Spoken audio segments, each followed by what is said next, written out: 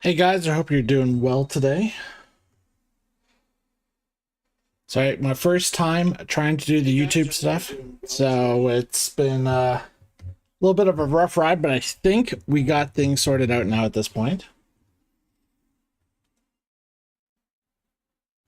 We got this party started shortly. I meant to actually have the stream started up about 10 minutes ago, and somehow I managed to completely fuck up the formatting. Hopefully you can all hear me okay. It's what happens, when someone works at I spent all weekend trying to fix this and preparing for it. So, of course, the very first day, we're going to have issues. All right. So, let's migrate over to the thing. Can you guys all hear me okay? I know we're working at a new time and stuff like that, so I'm not sure how many people will show up today. Well, we got lots to talk about. Big week coming up. Hey Jeff, it's good to see you, buddy. All right, so we'll get started on the basics, which is effectively what is going on with Bitcoin right now. Now, obviously, we've had a massive pump today.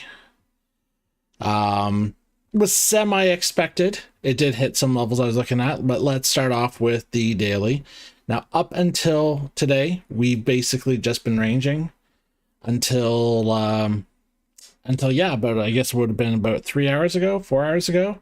And then we had this massive spike up. Now, that doesn't mean the range has stopped. We've had it happen before, like back here, we've had massive spikes up. And then before the candle closed, we've had prices come right back down, back into this range. So it is very much possible that this is a fake breakout again, but we'll have to see. I was tracking liquidation levels this morning, both at the 28.7 mark and at the 29.3 mark, and it looks like the 29.3 mark might be the current resistance point. So we'll just have to see how that plays out. So it's still a no trade scenario for me because while we have things moved up, there's just no way to know if this liquidation point is going to be a rejection point or not. The easiest way we're going to be able to tell that will be if we have a little bit of a pullback and it comes back up and it slams off that liquidation level again. If it does that, there's a much better chance that a short might be successful. But we'll see how that plays out. One thing I will note is that comments I've made before in regards to alts are still playing out here. I'm glad I'm actually able to show this to you guys in real time. Bitcoin's moved up about 3.32% today, but when you look at all the alts, the bulk of them have been very much underperforming. Like even Ethereum is running less than Bitcoin is. So when I've seen this happen in the past, like sure, we've got a couple that are stragglers, but for the most part, everything is under what Bitcoin has risen. And usually when I see that sort of thing happen, that's usually a really bad sign if you are bullish, because typically what will wind up happening is once we do get a pullback, or even if this is just we get a flat out reversal, which is always very possible, the alts are going to get hit extremely hard. It's happened every time I've seen it happen since mid-February. Every time we've had a scenario like this, Bitcoin will drop like 2% and the alts will drop like 8 or 9. It gets ridiculous. The BTC Ethereum chart looks like it's broken support. I normally don't look at BTC pairs when I'm trying to sort out the like the markets for the week. You'll definitely see all the BTC pairs right now be a lot lower, just with the fact Bitcoin has spiked up and the alts haven't come along with it. So when that happens, every single BTC pair, you're going to see a dip like this right now. As far as support goes, I suppose it depends on what you're looking at for support. I guess maybe if you were looking, you know, somewhere in this range from when it popped up about a week ago. It is technically a support line. Normally my primary supports usually, like, to me, this isn't a break, just because of the market maker method. So when I'm looking at past moves, when we're up here, the next target is actually right around this point, because we're looking for the bottom of the previous vector, which is really right where we bounced. So to me, this isn't a break, but this is basically where I see support. I can see from like, if you're looking at it from a standard TA perspective, you could have looked at support being, you know, how many touches are we talking about here? Like maybe there-ish. So you definitely could look at that if you're looking at a support line like that. And if we're looking on the lower time frames, you would have had a bounce down. Well, I guess it popped back up, but yeah, so I don't see it as a broken support as of yet. In fact, I would not even consider this bearish until it broke below the low of the week, which is all the way down here at 0.063. Hey, Tim, it's good to see you, buddy.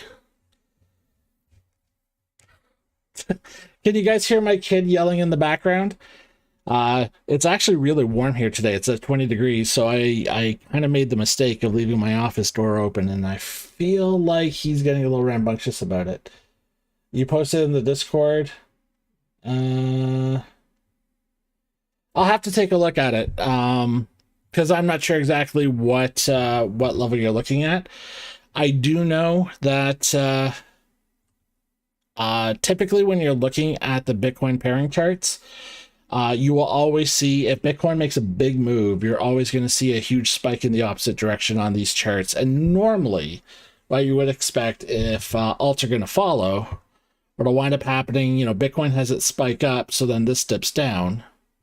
And then when the alts, you know, pick up steam within a couple hours, that usually balances it back out. So if you are paying close attention and you have good reason to believe that the alts are actually going to recover, then these are really great scalping opportunities. All you basically have to do is go through the list and look at what's running low.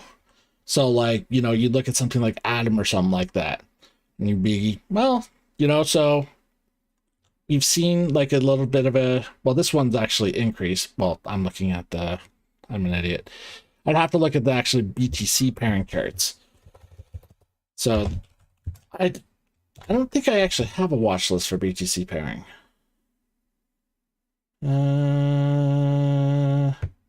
You know what? I actually do. I'm shocked out of my mind. All right, so we see that there's been dips. It's obviously going to be in the reds because of the fact that everything will have dropped down, but you would be expecting a recovery. So whatever has the larger drops, I don't know if I'd go with some of these. Some of these are really shit coins, but let's see here. If we were going to look at something like maybe CHZ, it's borderline small cap, but it's had a pretty nasty spike down since that move happened. Well, so in a situation like this, you know, I could look at actually doing a quick buy-in, looking for a recovery back to about the 200 EMA. I mean, it might spike up higher depending on how well things recover, assuming it actually does recover. But even something like that would be about a 2% increase of my Bitcoin holdings.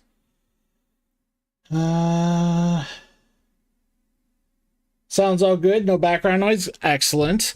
Yeah, I popped out my headset mic, which is what I've been using the last few weeks, and I finally got one of my old streaming mics set up. So I'm hoping it's going to sound way, way better for you guys. The Ethereum Bitcoin dominance is what you're looking at. All right, that's a whole different thing. So, all right, so if we go to money tracking, these are my charts that show me, this doesn't show Ethereum dominance, but I can switch over. So like, as we can see here, this kind of gives a perfect example of what perfect example of what we've seen today. So Bitcoin dominance is absolutely, skyrocketed. And it looks like most of that money has been moved from stables into Bitcoin. And there's been some push up from alts, but nowhere close to the level that you would expect when Bitcoin has made such a large move. So now there are times that the alts eventually catch up. It's just if they don't, like basically if, by Asia's open, these alts are still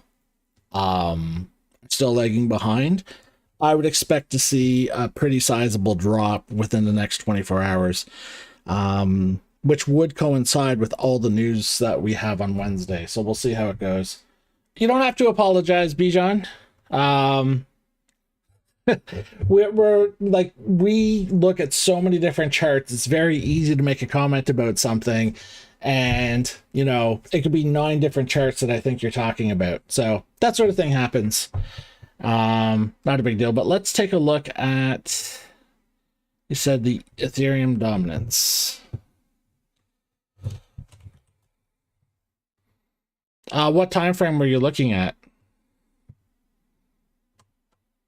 I'm gonna assume it's probably something like the daily.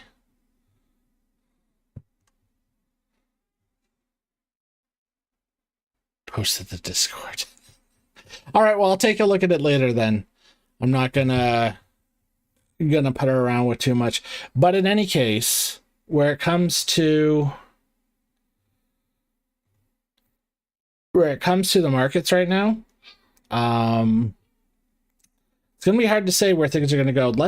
Right now we've had the big spike up, so the next thing we have to do is take a look at what the next levels would be expected to be. And right now we're still puttering off the 29.3 liquidation level. We move over to high block here. We'll likely see, with the fact that we kind of bounced off of things, we'll likely be seeing some more pickup of stuff. So yeah, so we're starting to see some growth in the shorts here, right around the 29.5, 29.6 range. Now we do have actually way more than that. If you get to a point where you're looking in the higher time frames, I think the number I was looking at was around 29.3 this morning. There you go. So like 29.2 to 29.8. That's if we get really close to the 30K range, and it would be a new all-time high for this year. So it's very possible we make it to that stage. The question is when. But I mean, at this point, if I was going to look at what I would want to do next, is I need to see if they break this level.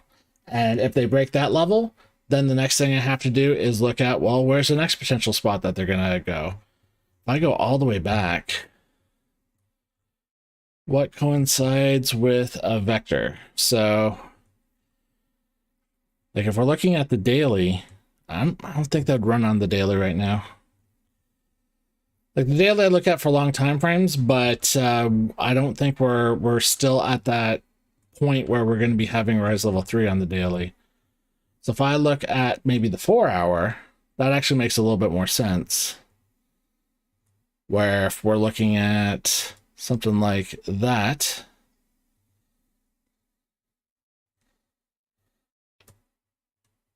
as the area of interest, yeah.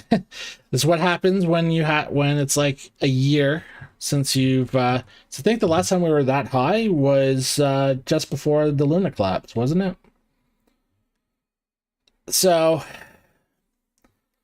the liquidation levels I was pointing out was 24 to 29.8, so it's basically this half, which would approximately put us at the 50% rejection mark. So there is the possibility we could have, this could continue. We get up to about 29.8, and this might be another potential rejection point. And then from that point onwards, we just have to see how the price action works. If it starts consolidating, it starts looking weak, we might see it drop back down from there. Could push up higher. It's very indecisive right now. I wouldn't be looking at doing stuff in either direction. But you guys know me. I am typically a reversal trader. So something like this, like, I mean, I suppose you could try to do a spiky fade or something, but it's all way too risky because there's no rhyme or reason why we've had this happen today. It just looks like a ridiculously large stop hunt. And then on top of that, it might be just to pique retail interest again, because if you look at the volume that we've had, it has been dying since the beginning of the month. So it is very possible this is really just to rekindle everyone's interest. People were getting all bored, and we still haven't even, like, see, we're beginning to dip back down again. We still might come back up, I don't know, but this very well might just be to get people to start putting in contracts again, which is what the market maker needs to function. Doesn't care what direction you go, they just care that you're doing something. All right, let's take a look at the chat here. Ripple investing a lot in YouTube ads the last month, so my hypothesis or dumping is probably correct. Yeah, I want to talk about Ripple today, because there's been some developments with that stuff that I want to chat about. Which altcoin would spend so... It might not even be Ripple. It might legit be institutions just putting up ads on behalf of Ripple. It's very possible that's happening too. I don't... It's been a few years since I've run like YouTube or Facebook or Instagram ads, but I don't recall them ever double checking to make sure if you were running an ad, unless it got reported as like copyright infringement or trademark infringement, typically it would just, they'd still let it run. So if you're basically doing an ad that actually promotes a company, I don't see why it would initially get pulled. It might eventually, but people will still see it. The fake move week beginning, it's possible. If you're going to look for the FMWB,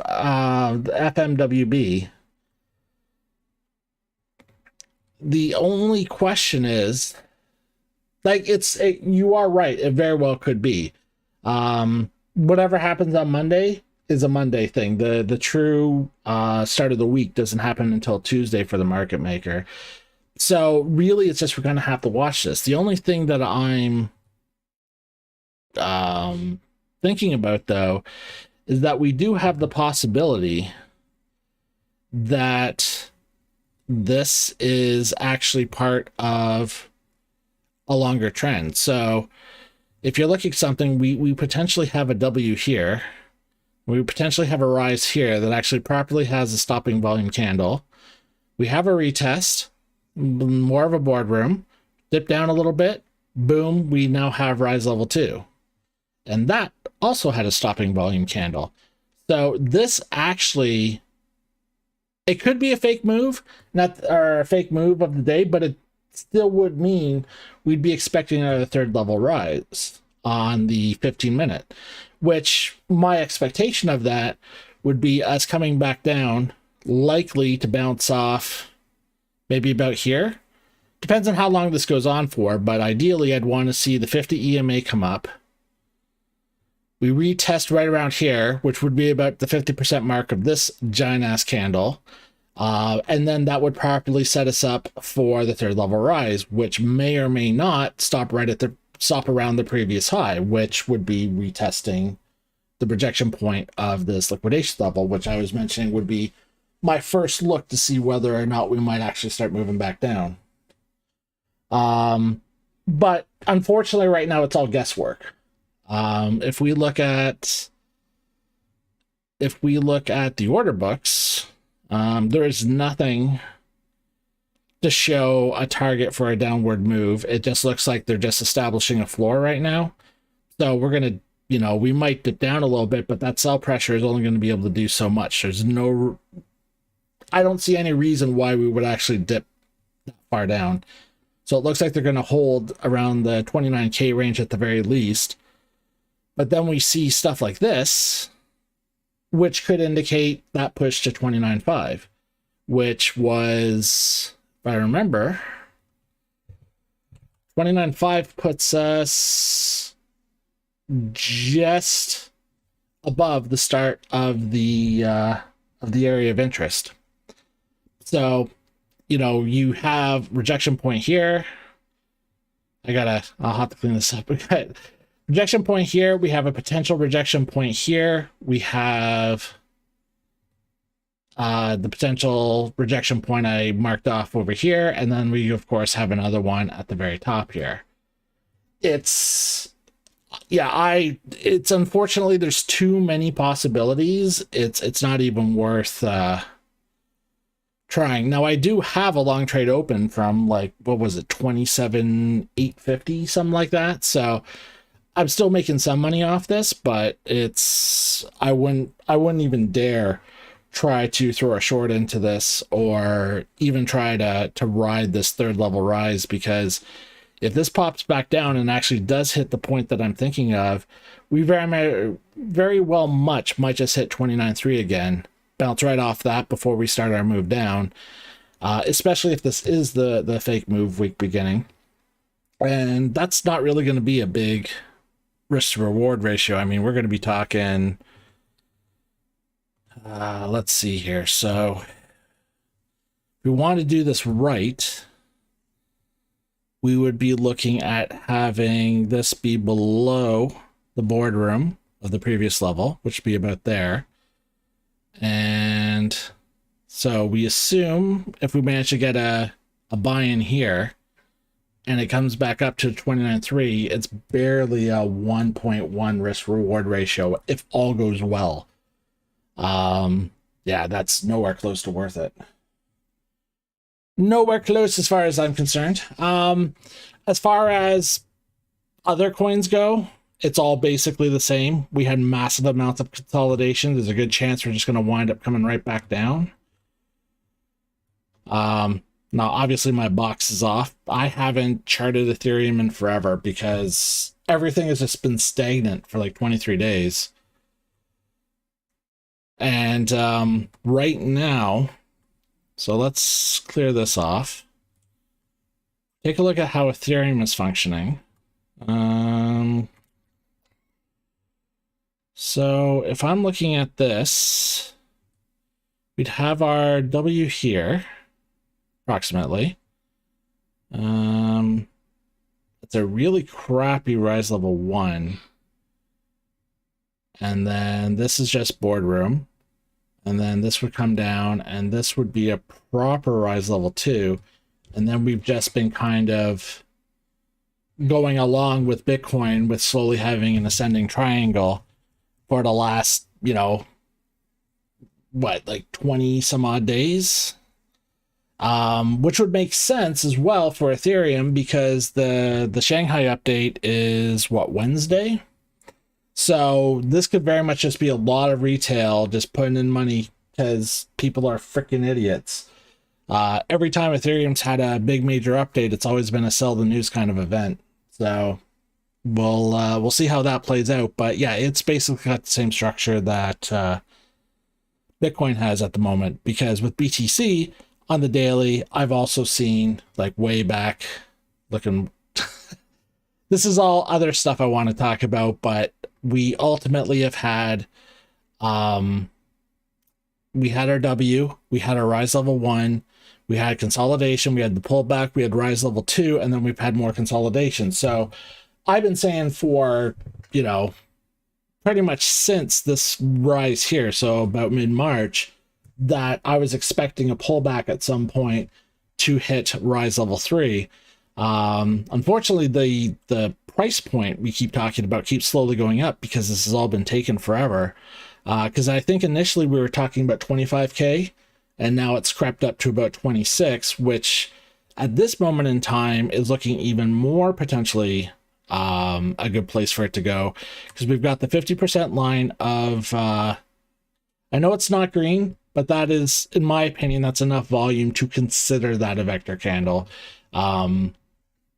It's arguable. My personal opinion is that I would consider it a vector. So the 50% rejection line we put right around 26.3.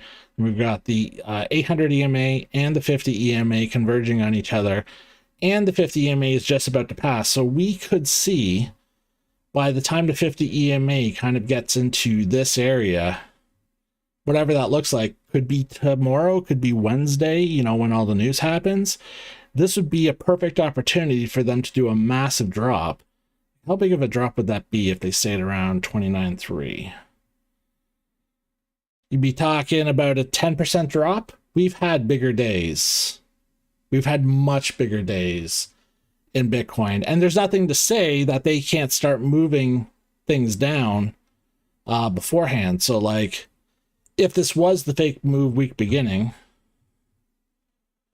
we could find ourselves having our retest shortly, like say during the Asian market or the beginning of it, and then we could wind up starting the actual weekly trend, and then just start moving down, have our pullbacks, go down again, and then do the big move down during the news. That's always possible too.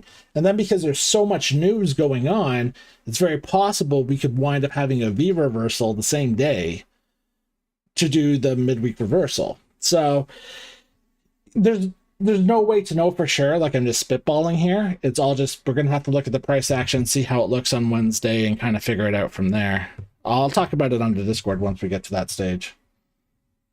All right, so I don't know if any of you guys have any more thoughts just in regards to the standard price action. Bitcoin in general has been boring as fuck for the last, week or two. This is like the first interesting move it's done in a while. Which, as I said, very well might have been on purpose, just to get people interested again, because we've been waiting 3 weeks for something to happen. But one thing I did want to mention before I start moving on to news and stuff like that is, I mentioned this last week, I probably mentioned it the week before too, but I keep talking about how when we have mass levels of consolidation like this on the daily charts, we're usually looking at an incredibly big move of some sort is being prepared. This is them waiting for something to occur. Like, they're basically waiting for the stars to align for something else to happen to make a big move in the Bitcoin markets. And just as examples, that's where you see all my other messy stuff. So I'm going to go all the way back to the beginning here. All right, so we had a 23-day consolidation back in April of last year. All right, very similar to what we had in March this year, except we were trending up as opposed to trending down. And then Luna hit, and we had a massive drop down, as we're all aware. Then we went into consolidation again for 30 days. Very, very extended amount of boring ass time where we just ranged around $2,000 for a month. Then Celsius hit, another massive drop. Then we had the summer rally. Nothing special happened there. Summer rally ended. We went 80 days of doing dick all.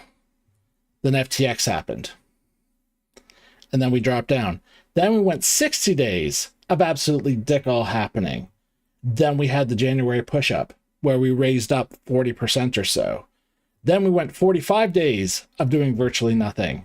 And then we went up another, I think this was, 50% from the bottom to the top, or close to it, around 45%. So we had almost a doubling of Bitcoin from those two levels of consolidation. And now we're going through it again. So, I mean, like, yeah, we've pushed up a little, but we've had that happen before too. You look through all these consolidation points, we do have the occasional breakout that immediately has or not immediately, but within a few days, it has a recovery. and then it just kind of ranges again. We had that happen here. We had it happen here. Here we had it as well. Break up, move down, consolidation again.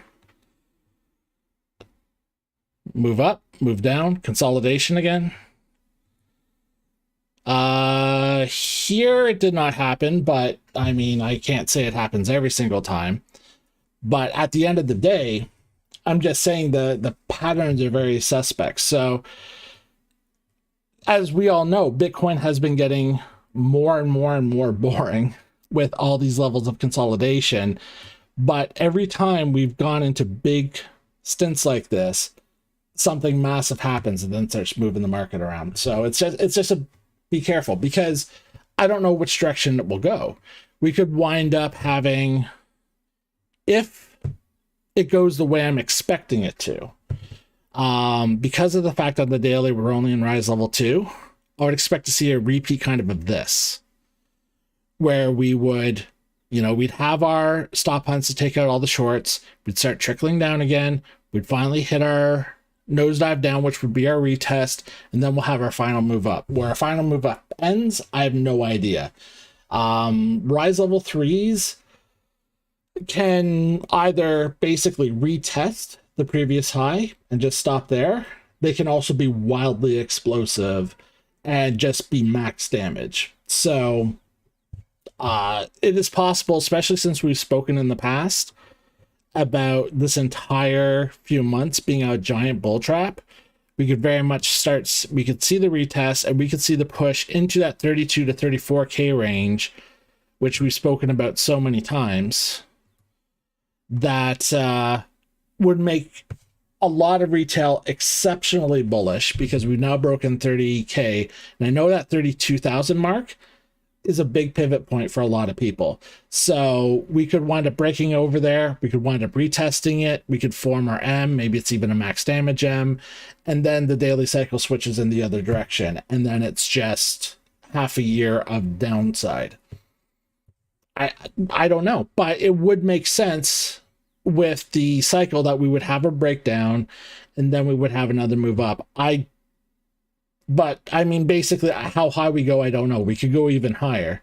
I saw reasons to believe we might even hit 40K. I'll talk about it on the Discord as well.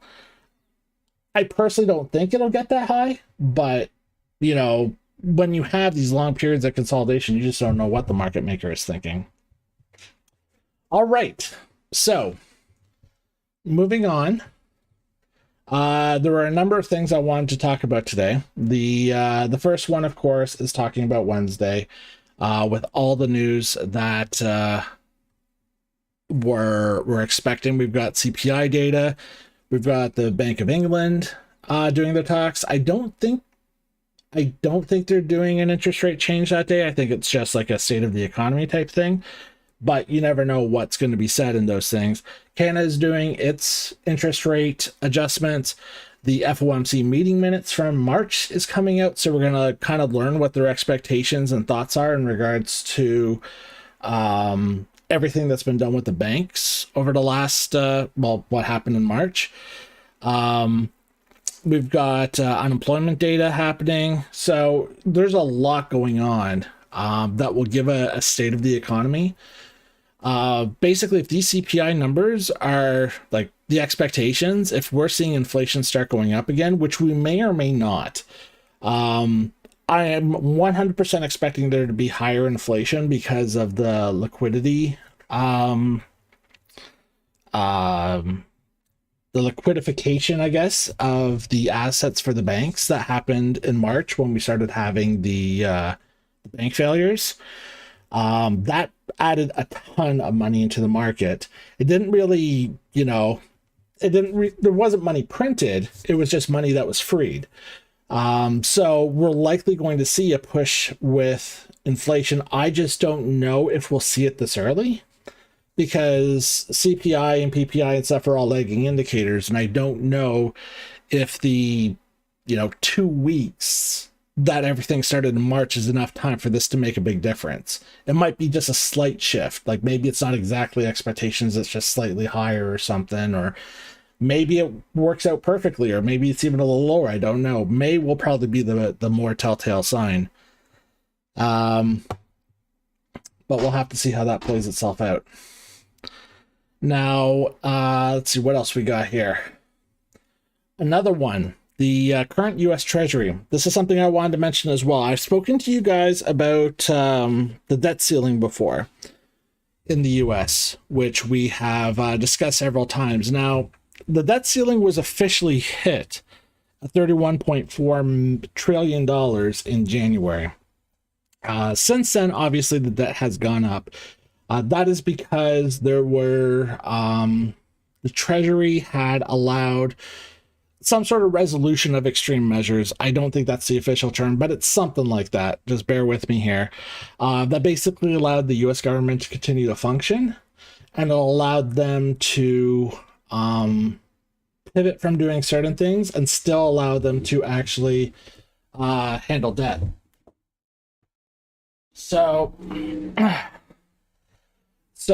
basically, one thing to note is that even though the debt ceiling has been hit, the U.S. government is still accumulating debt. And I'm not talking just from like interest and stuff like that. I mean, they're actually still doing debt. And the way you can tell that is from this. So this is the daily Treasury statement. So you can get this off the U.S. government Treasury website. They do one of these every day. They also have a month-to-month one as well. But the line you want to take a look at here, like it'll show what each department is putting in, what each department is putting out, but this is the line that matters. So the public debt cash issues is new debt, basically. So that's typically the sale of T-bills or anything else. That's more money in the government's pocket. So on that daily one, just so we're clear, this was for April 6th. And this is for April 6th, and they accumulated an extra $118 billion worth of debt. Like they basically bought that debt.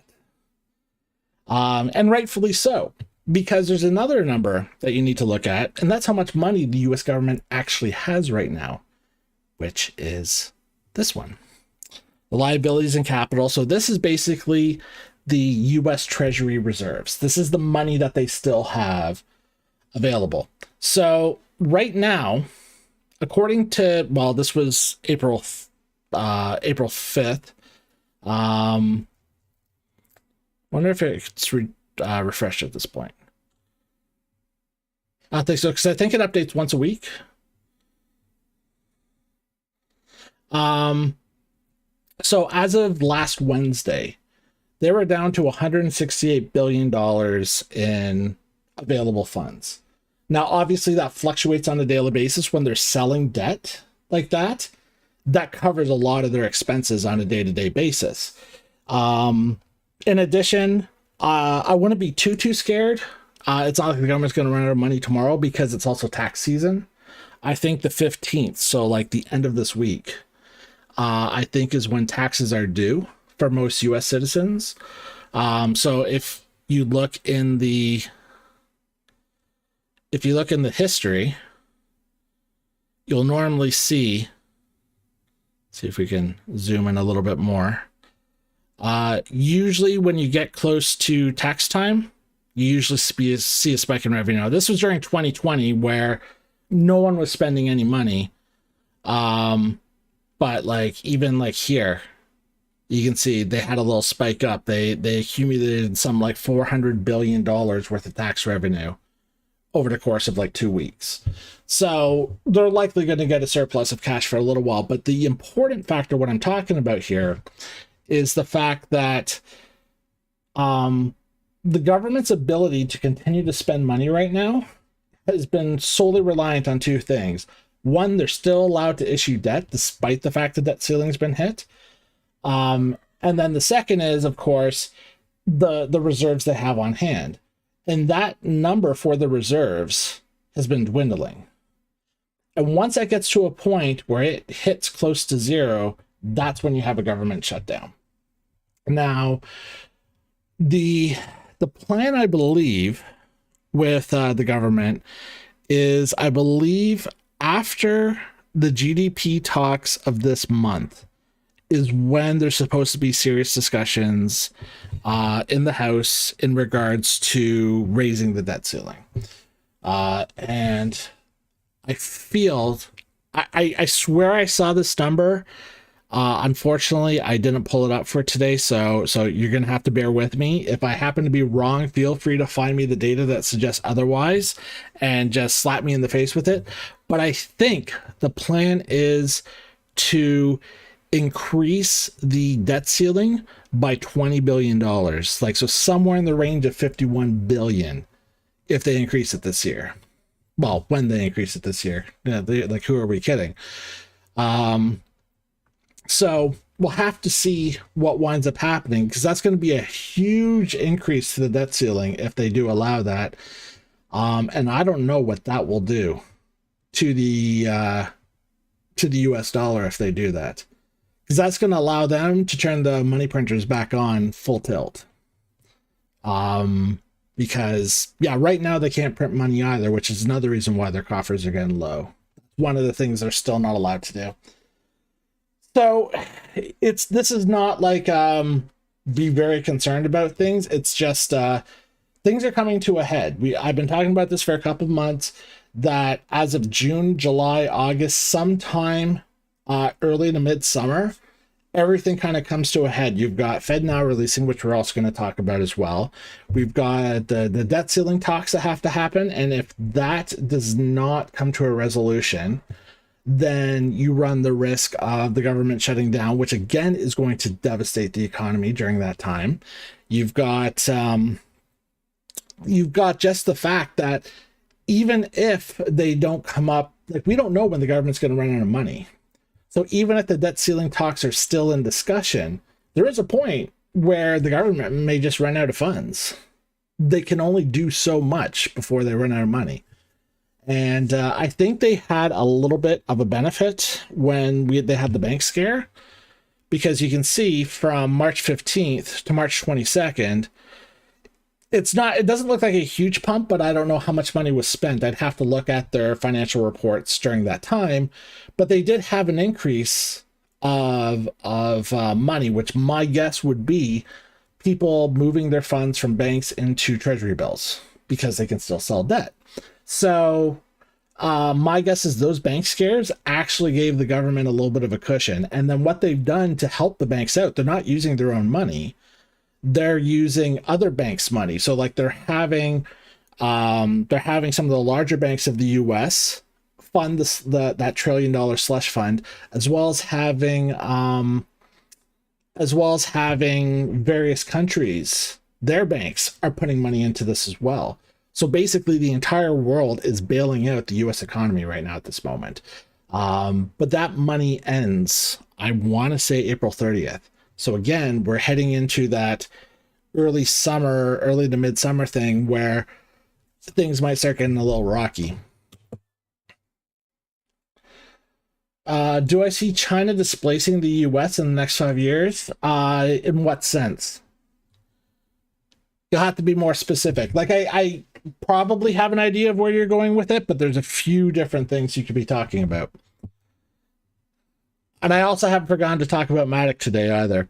So another thing I wanted to bring up was FedNow, which I'm sure you've all heard at this point is the new federal payment system that the Federal Reserve is coming out with in, I think, May is when they're launching it. And a lot of people are thinking this is a precursor to CBDCs, and it very well could be. I don't know. There were two things I wanted to mention, and the first is this. So according to the feds themselves, they're saying that FedNow will not be a digital currency or a step towards any form of elimination of payment, including cash. It is just going to be a digital payment system, which to me sounds like it very well could be exactly what they're saying it is. It is just them upgrading to a new payment system, which as scary as people may think it is, the US banking system is ridiculously archaic. So, for example, in Canada, we have what's called Interact, which is basically an electronic transfer system. So, like, say if I want to send money to anyone else in Canada, I'm capable of going into my bank account. I put in the email address of the person that I want to send money to. Put in the amount I want to send it off. They have it within a couple minutes. So it is an electronic form of payment, and we've had it for, I don't know, I want to say a decade. But I can't remember exactly when it started, but it's been a long time. The US doesn't necessarily have a system like that. Like they have fast transfer systems, like, you know, like all the phone apps and stuff like that. But when it comes to the banks themselves, their electronic transfers are called, they still work off the ACH system, which, if you're not familiar with what that is the check cashing system. So, like, basically it's the same format as if you wrote a check and you gave it to someone and that person took it to their bank and put it into their system and cashed it. Now, things have come a long way so that typically those things clear within about 24 hours. So for the average person, they probably won't even notice what's happened. So like the average American will not notice anything. But that's the system that they use. And it has significantly impaired the financial sector from being able to do things at a speedy level compared to things like cash app or like payment apps and stuff like that. So this very well could just be them moving into the 21st century. However, we do know CBDCs are coming, and there is the possibility that this is semantics. So the Fed might just be saying, oh yeah, don't worry, it is not a digital currency and it's not a step towards eliminating any form of payment. It's just going to be a delivery system, which might be true, but that doesn't mean that the next thing that gets released is the CBDC, which will be a digital currency and is a step towards eliminating forms of payment, but it will not, but it will also use the FedNow service for actually facilitating the transactions. So it's technically not wrong, but it also might not be the safety net people may be thinking it is with an article like this. So, I mean, there's really not much you can do about it. It's just more one of those, I thought it was food for thought. And then I had one more thing for you guys, which I have to admit, till I saw this article, I never even thought was something I would think about. And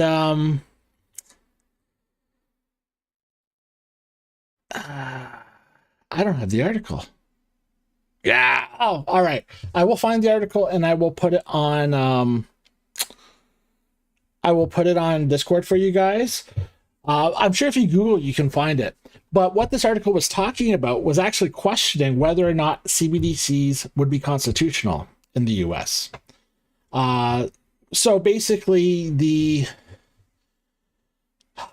I wish I had the article in front of me. The short version, all right, is that the way the Constitution is written, it doesn't take electronic transactions into account, but still expects there to how the government manages currencies and how they interact with currencies with the average person. There are still some regulations attached to that, but electronic transactions obviously were not part of the Constitution. So short of an amendment, using CBDCs to completely replace cash would be considered unconstitutional. They can be used, but because CBDCs would be seen as a form of debt in the same way the dollar bill is seen as a form of debt. Like, you have one American dollar, that's technically the US Treasury or the Fed owes you the equivalent of a dollar, although we never actually see, because there's nothing backing it. It doesn't actually have anything you can get in exchange for that dollar, but you kind of get the gist of what I'm talking about. But it's debt. There's no value to that dollar. The value is it's an IOU. CBDCs would be the exact same way, and that is allowed. But you can't eliminate cash as the form of payment in replace of CBDCs, because CBDCs are not, may or may not be actually considered currency as far as the Constitution is. Now, I'm no constitutional scholar, and I wish I had this article in front of me because it probably makes a way more valid argument, but it was just something to think about, because if that's true, all the fear-mongering of CBDCs replacing cash would be unfounded. Short of the US government enacting a law, like they'd have to do a constitutional amendment to basically include CBDCs, which if they went that route, you would have no doubt in your mind that was their plan, was to basically switch to a fully controlled system. But they would basically have to hang that lantern on it in order to pull it off. So that's just food for thought. I will look for that article. I'll post it on the Discord. But it actually brought, it started making me second think about CBDCs and how they may be implemented. So we'll see how it goes. All right. I know Bijan's posting like a madman here. Do I see the yuan being used as a reserve currency for oil? All right. Here's the thing I need to talk about oil about. This was also on my list as well. I was giving it a lot of thought this last week about, you know, all the things that are happening. You know, you got BRICS happening. You have a lot of countries starting to make agreements to allow, they're not necessarily replacing US dollars. They're just not restricting themselves to using only US dollars for oil transactions. But you haven't seen the US government do much about it. Or if they are, they're doing it behind closed doors. Like, as far as we can tell, they're doing boo about it. And I was thinking to myself, well, when you look at the WEF's plans, let's assume the WEF manages to accomplish everything they want to accomplish. Okay. So their plans for, you know, net zero, you know, happening, reduction of meat eating, the 15-minute cities, digital ID, all that shit, right? So assume that happens. Well, their plan includes removing the use of new fossil fuel vehicles and the removal of fossil fuel energy production by 2030. So when you look at that in mind, that's 7 years from now. Even if not every country adopted that, that is going to drastically reduce the demand for oil. Drastically. Even if you're only talking like like say the G7 for the most part, maybe not all of them, but because, you know, we still have China to talk about here, but in that regards, like we saw what happened with COVID. The first month where the world was basically shut down, they were basically trying to hand out oil. They couldn't get rid of it. And, you know, that's the golden age of when gas prices were back to reasonable prices and things like that. So with that in mind, I don't know if it matters. And the US may not give a fuck. They may be looking at the future. They may be looking at, we don't care about being the reserve currency for oil anymore, because in 7 years, oil is going to be semi-obsolete. There will still be countries using it, but it's not going to be if everything goes according to plan, it is not going to be the commodity that makes the world turn. Because, I mean, they're already looking at, we spoke about this last week, about different methods of power production that are a lot cleaner and a lot more powerful that don't use oil. And even when you're talking about oil for things like plastics, that's something else looking to be removed. And that's where we get into meat eating. I wish I had the graph in front of me, but this is another, this gets into tinfoil hat territory, so bear with me. But this is like one of those, if you squint and tilt your heads, it kind of makes sense. So when you look at the amount of land in the world, all right, I think it's something like 20 to 22% of the world's surface is habitable land.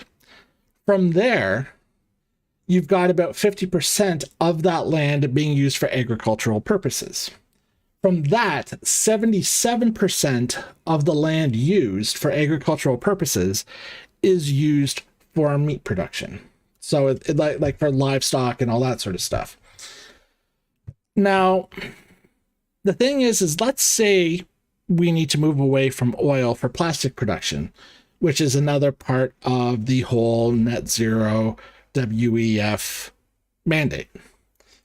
Well, there are alternatives coming out for plastic production that are plant-based. I can't give you the list of all the plants. Again, I don't have the chart in front of me because I am an unprepared dick, but they exist. So let's say that technology is being worked on. So 7 or 8 years from now, the majority of new plastics being produced are not being produced from oil. They're being produced from plants. Well, the problem is that you only have so much room to be able to grow all these new plants that you need to make these plastics out of. So if you get the world to drastically reduce meat eating, that frees up 77% of the current agricultural allocation to be used for whatever you want, which could be a lot of plants for oil or a lot of plants for plastic. So, and then when you factor that in, that if we do move to a plant-based plastic system, the demand for oil significantly drops more. Oil may become an obsolete commodity. Not completely. There are still going to be countries that do their own shit and will still use oil. Like 100%. There's still going to be places using fossil fuel. Like, it's not going away. I'm just saying that the requirements for it, how much is being consumed by the world, is going to drastically drop, at which point they may not give a shit about it anymore, the larger countries. So there is the possibility that that's why things are going the way that they are. And it's not as scary as far as the economy goes that this is happening. It is legit just going to be, a power struggle that the US isn't even fighting back because they just don't give a shit at this point. They may be more focused on what happens after 2030.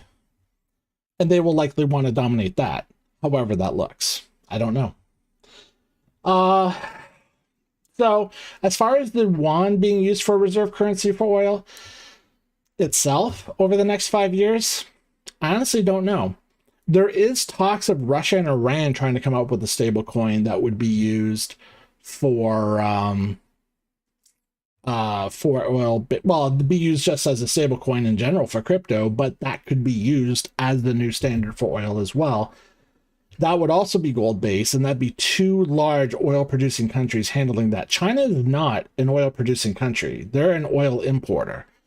So it might make more sense if I don't know what the Iranian currency is. Bijan would know. But my point is that would actually make more sense to me. I mean, it could happen that the yuan is used, but at the end of the day, it's likely not going to matter because the yuan still has to be compared to something. And even if it's the reserve currency for oil, the US standard is likely what everything is still going to be compared to as far as currency exchange goes. So likely you won't see much change. You'll just see people having less US dollars on reserve for their normal usage, unless use of the US dollar can hurt the US dollar, but I don't know how that's going to look in a few years. The yuan gaining respect in the next 2 or 3, it's the same sort of thing. I don't know about fiat currencies in general gaining more respect. Again, we're moving into a new, we're moving beyond the Industrial Revolution. We're kind of moving into the technological revolution, like a serious one at this point. And I have no idea what that's going to look like. I'm sure if you were talking to people in the late 1800s, what it looked like in the mid 1900s, they would never have guessed how the mid 1900s turned out.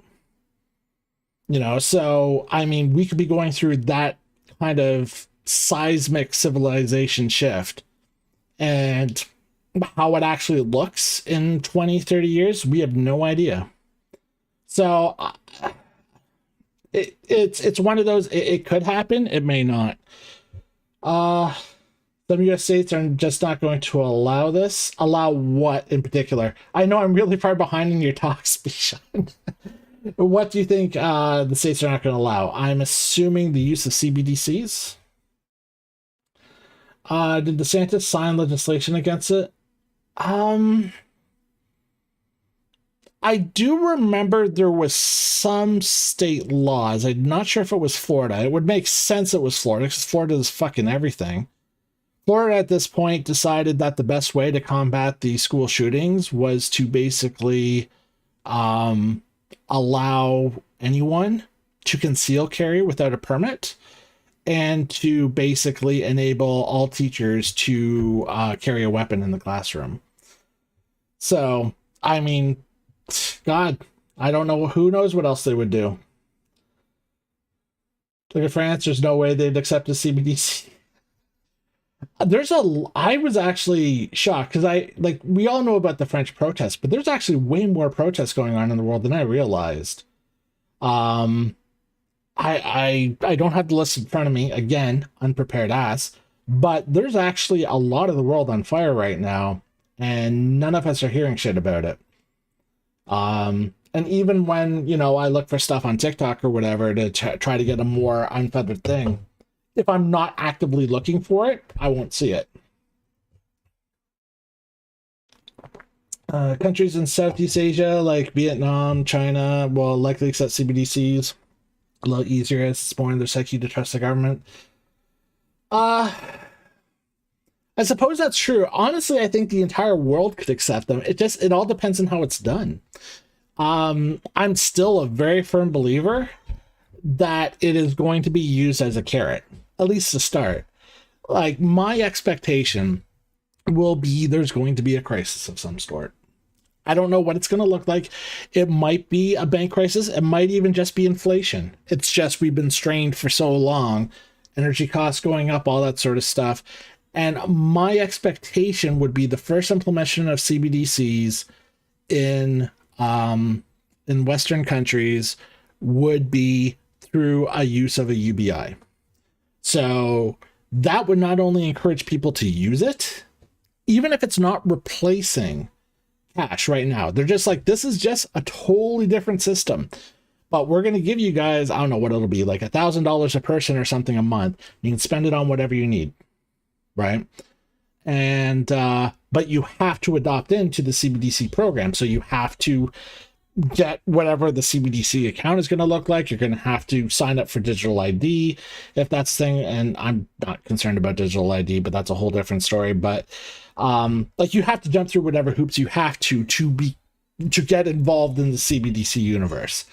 And a lot of people would do that because they're like, yeah, I don't want to have all my money controlled by the government, but if this is just free money they're giving me and that's all they can control, I don't give a fuck. I'd rather have money to feed my kids or be able to pay for the roof over my house or whatever, right? So I could see a really large adoption rate that way. And then over time, they adjust the system. And then it becomes more integrated to using CBDCs as opposed to fiat currency. And that can happen just from things like they start having some of the bigger box stores discounting the ability to use like cash. A lot of stores are going cashless now. It's acceptable to do that. And so if they decide to do that, then it's like, well, if I want to shop at Walmart still, I have to do it through CBDCs. And if I only get $1,000 a month in free money from the government, well, then I've got to convert more of my fiat in the CBDCs in order to buy stuff from Walmart. And slowly they'll chip away at things until they have whatever exactly it is that they want.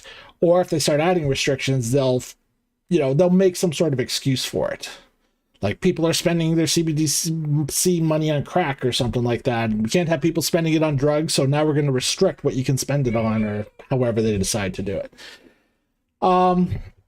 So I don't think we're going to see this huge cash shift. Not unless it goes the other way, which is a stick. which is the expectation that we have a complete financial collapse and the government just gives people their money back, possibly at a one-to-one, possibly not, in the form of CBDCs. And we literally just switch over from fiat to CBDCs. And it's like, you have no choice, because if you don't do it, cash is now worthless. No one can accept it. All you can do is trade it in for CBDCs, or in some sort of, or it could be used, I guess, in just a barter system, but it's not going to be considered legal tender. But I have this very sneaky suspicion that if it went that route versus if it went the stick route rather than the carrot, you would have a lot of civil unrest on your hands. And I'm not talking, just a few people looting a couple buildings and stuff. I'm talking civil war levels of riots across many countries. So, and I'm not a person who could participate in a civil war. I'll be the first to die in a zombie apocalypse too. So, I highly doubt the powers that be would want to see something like that happen, because then that makes things unpredictable. Countries and some countries are pushing CBDCs to replace cash. China, for example, that is possible. Like when I'm talking about replacing fiat, when I'm talking about how it can't really be done in the US right now without an amendment, that is strictly US only. I don't even know if Canada has restrictions in our Charter of Rights for that sort of thing. I mean, we could have all our funds replaced by CBDCs. China, I'm sure, could do it, because they can do whatever the fuck they want to their citizens, and I'm sure many other countries are the same way too. Western countries, I still think, will be more have to be adapted into it, but who knows? All I'm saying is I don't think it's going to be a dystopian nightmare, at least at the start. It may or may not make our it may or not make it to our the end of our lives before we really see however it's going to play itself out. The plans will be altered depending on how people fight back. That is possible too. I honestly don't know. It's just because the thing is, no matter how they do it, if one country fucks it up, it's going to stop all the other countries from being able to do stuff. So, like, say, for example, if the UK decide to completely switch over to a CBD system, and people saw, like, you've seen how people have reacted in regards to the whole 15-minute city thing, just with what's going in Oxfordshire, right? It doesn't matter where in the world there's talks about implementing 15-minute cities. Because of what's happening in that one town, everyone is flipping the fuck out. Well, not everyone, but the people who think that it's like turning us into a Hunger Games of district system are definitely flipping out over it. CBDCs would be the exact same way. If one country implemented it and it was shown to be restrictive with how they did things, even if another country had no intentions of being like that, they would have a ridiculous amount of backlash on it. So yeah, France are fighting back like that. Well, I mean, French are notorious revolutionists. I really hope they can really make a difference in their country. It actually pains me with the fact that I still see normal media push it as they're just upset about the retirement age being shifted, and they're not. It's so much deeper than that, but that's what's being pushed as. Oh, they don't want to work an extra 2 years, and so they're like rioting in the streets. It has nothing to do with, well, I mean, maybe that was one of the factors, but it's not why there's millions upon millions of French people rioting and like just taking over the streets right now, and have been doing it for weeks. Like, they're not doing it because they have to work an extra 2 years. It's because they're basically being like, their economy is being strangled to death, and they're sick of it. They're sick of being taken advantage of from the elite classes, and rightfully so. They've done it before. I mean, they are notorious in history for not putting up with that shit. And once they take to the streets, they make major changes, and I really hope they're capable of doing it again.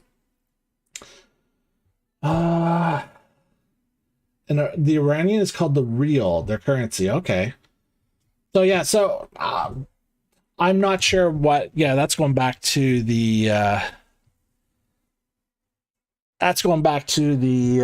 Soviet Iranian stable. Now I don't know if that's actually going to happen. I remember seeing an article about it early March, but as I've said before, typically when you see articles about things, it's usually just fluff. Um, it's not that they're not necessarily have spoken about it, but that might not be what the actual end game is. It might just be something to scare people into trying to sell off more US dollars right now. I have no idea. I mean, for all we know, the US government is actually putting a lot of fear mongering in on the US dollar right now to try to push that dollar lower so then they can turn around and just massively spike out the economy once they've purchased all this extra debt. Like I don't know what their plan is.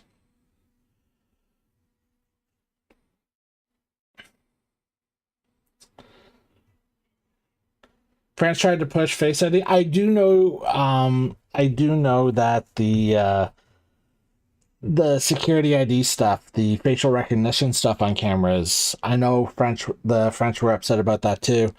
Um, I think it wasn't there? Yeah, there was like a pilot test done. I don't know if it was done in France. I know it was done in Australia. Um, there was like some sort of major festival there, and they ran a pilot test there, and I think they did it in France as well. And I know it's starting to happen in North America too. And it's really just a matter of time before things get a little crazy. BTC goes to $1 million, but gets shanked 5 times on the way to the grocery store. That is actually my biggest fear right now, is if we move into a state of mass panic and society crumbles. Like, I don't think society is going to crumble to a point where, it's Mad Max level of ridiculousness.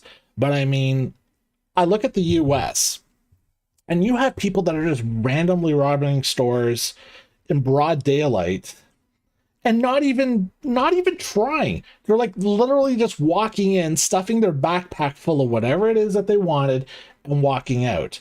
Getting into their car with clearly marked license plates, dozens of people filming them, or they're like vandalizing the stores. Like it's ridiculous. It's like that's like a standard thing to do starting in the States now at this point, to the point that you're having big stores actually shut down. I remember seeing like Walmart has shut down something like 20 or 30 stores. Like, I think they're completely out of Oregon. So like the bigger chains are just saying, fuck it. We don't want to do stuff here. You guys can all figure it out for yourselves because of how much was getting stolen. And it's already starting to bleed into Canada. In the city I live in, which is not, it's a big city, but it's not like a capital city. I'm like a couple hours outside of Toronto, and we've started having some stabbings. We've started having like middle of the day robberies in our in a mall that was close to us, like a jewelry store robbery and stuff like that. It hasn't been too severe, and it might just be one of those things. Now I'm like, someone like me is just more sensitive to things like these happening right now, but it's starting to bleed into Canada. And my biggest fear is whatever clusterfuck the US gets into, if the economy gets worse, we're going to be the next ones to experience it, just because of how intertwined we are with Americans, which sucks, but it is what it is, especially since in Canada, you can't defend yourself. Like, you can, but like, for example, we can't, like, if I wanted to go to the grocery store and there was a legitimate fear of being carjacked or being mugged or anything like that, because society has just got so desperate because so many people can't afford basic ways to live. And when people become desperate, at some point, they will do desperate things to survive. And in Canada, we cannot carry a weapon with us at any point in time. Like, I cannot leave this house with anything that can be considered a weapon for any reason. You're talking mace. You can't walk out with a knife. I can't even leave the house with a baseball bat unless I be able to prove that I'm going to be using it for something that would say be baseball related. So, and then even if you actually get attacked, you are limited to your response to being what would be considered an equal measured response. So basically, if someone was beating the fuck out of me, right? I got mugged and they started beating me up, and I grabbed a lead pipe and started smacking them. That'd be considered acceptable.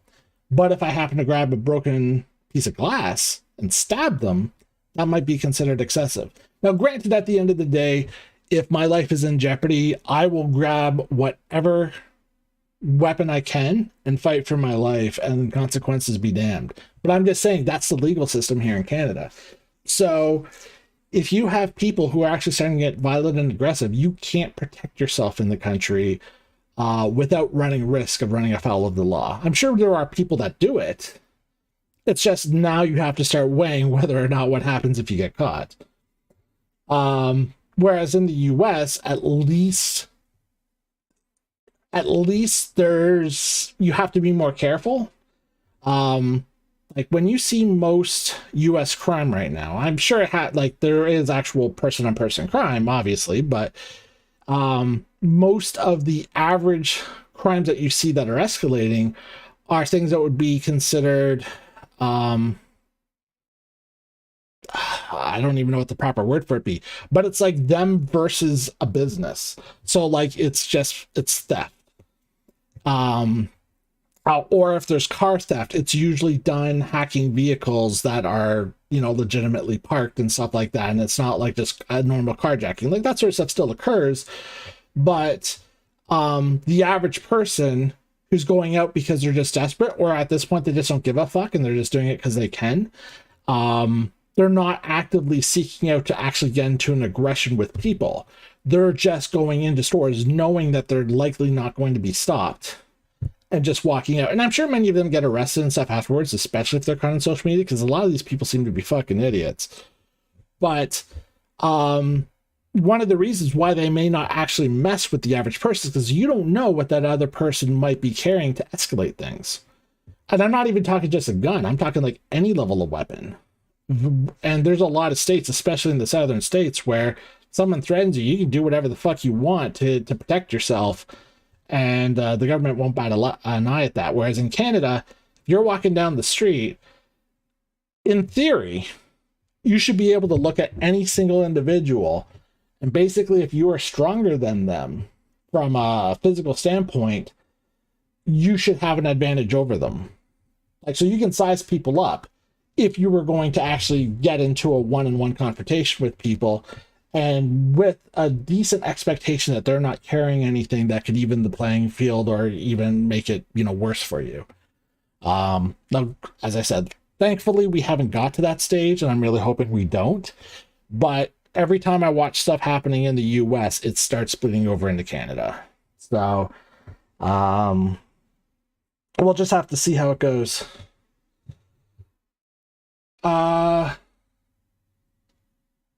Do I have an emergency country on the back of my mind to move in case Canada gets out of control? Honestly, I have had this conversation. Believe it or not, I had this conversation with my wife about a month ago. Basically, if we had to leave Canada, because like even if you take the violence out of the equation, it's becoming less and less hospitable here with the value of homes, the cost of living, our politicians, the laws that are happening within our provinces are getting absolutely ridiculous. They're not as extreme as what's happening in the US, but it's definitely up there. And my son is autistic, so a big factor for us is making sure he has the supports he has to survive. We have to also worry about our healthcare system, which is being dismantled, completely dismantled right now. And so all those factors come into play when we were thinking about if we had to move, where would we move? Well, obviously the US is not an option. Something like Mexico might be, but Mexico has its own issues. And Unfortunately, the problem is that if a lot of people fled the US and Canada wasn't much of an option, that's the next place they would all go. So it might only be a band-aid solution. And I really don't want to live in Mexico. So when we were thinking about it, the likelihood of where we would wind up going would be somewhere in Europe.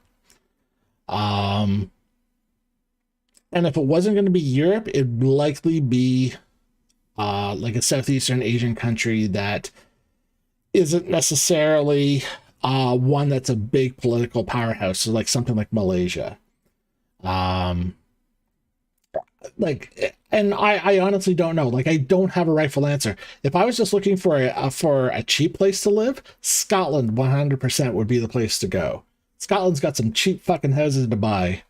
As long as you don't mind it raining, 90% of the year and being freezing cold. But beyond that, it's beautiful land, and you can walk around in a kilt. So what more can you ask for?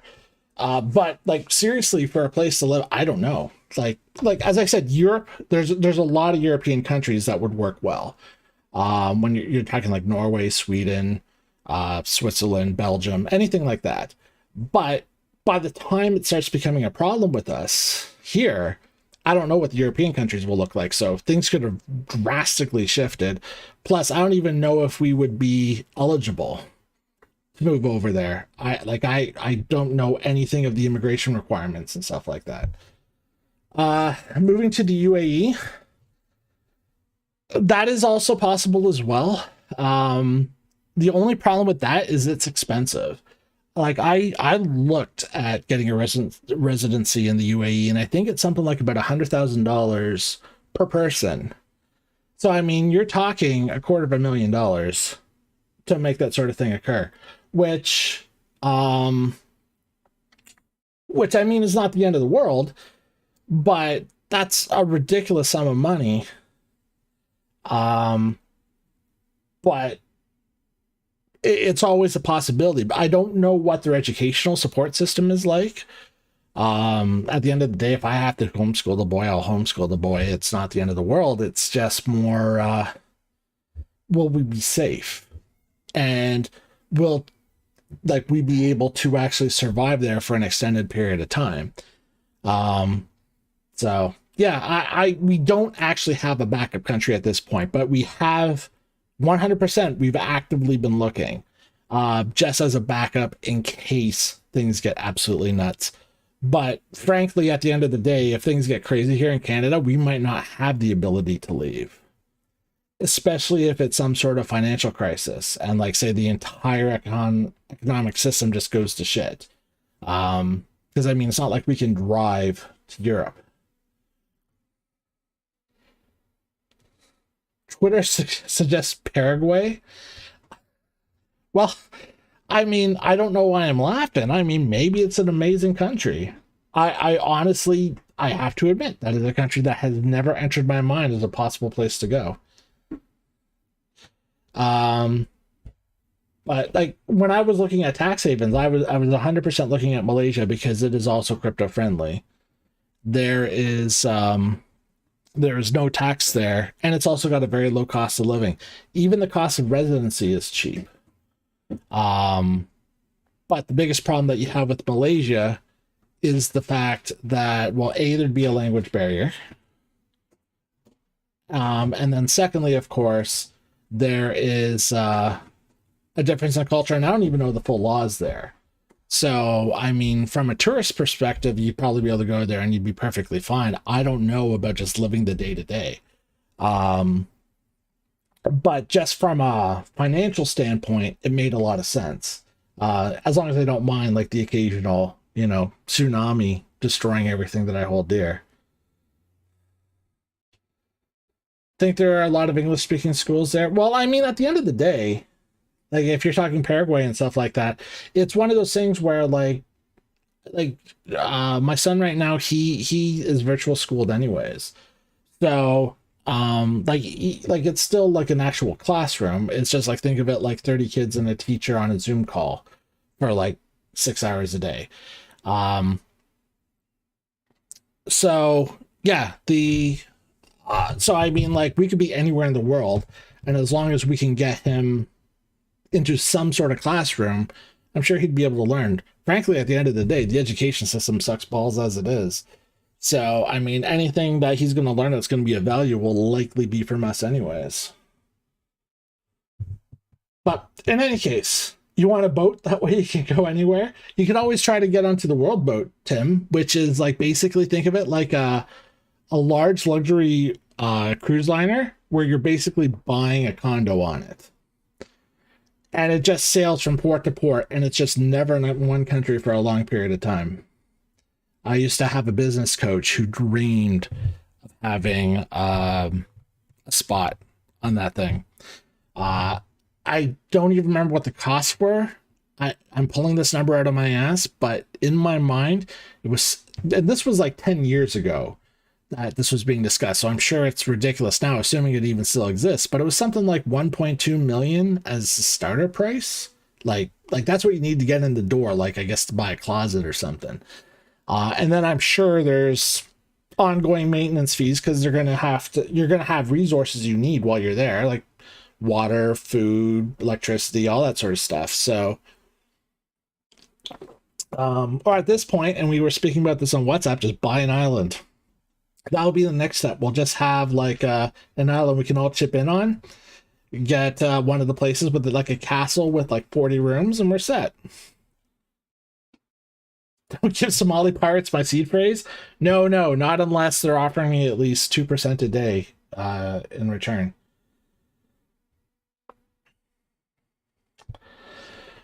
Okay, we are kind of getting, we kind of really got off track. Let me double check, see what is left. I know we wanted to talk about Matic, and I'll answer your question. If we see an SMP melt up, I see a scenario where the BC halvening does nothing. So SNP, you're not referring to, okay, so you're referring to the SNP, right? Like, so the, like, so if you're saying TradFi pushes up, do I see the Bitcoin I still see the Bitcoin halving being a thing, whether or not it marks the start of a bull run similar to what we've seen in the past. That I couldn't tell you. I have a very sneaky suspicion it won't, regardless of what TradFi does, because this would be the first halving that seriously has institutional money in it. And once you have institutional money in it, retail doesn't matter. And the only people who care about the Bitcoin halving is retail. So I'm not saying there won't be money being put into Bitcoin. Retail will flood into stuff, especially if we start seeing a more standard uptrend. Not necessarily a bull market, but like, you know, if say we get to 32, 34K and we sit there for like 6 months, I could definitely see retail starting to dump way more money into the markets, thinking that now we have officially hit the bottom and now we're just waiting for that ever spectacular happening to occur, and then Bitcoin's going to now be $120,000 or $180,000, you know, by the end of 2025. I can see that narrative being pushed, and I can see schmucks like me falling for it. But institutional money will just say, nah, man, we're keeping it at 30K, or maybe we'll drop it back down to 25 once you guys have bought all this extra money on board.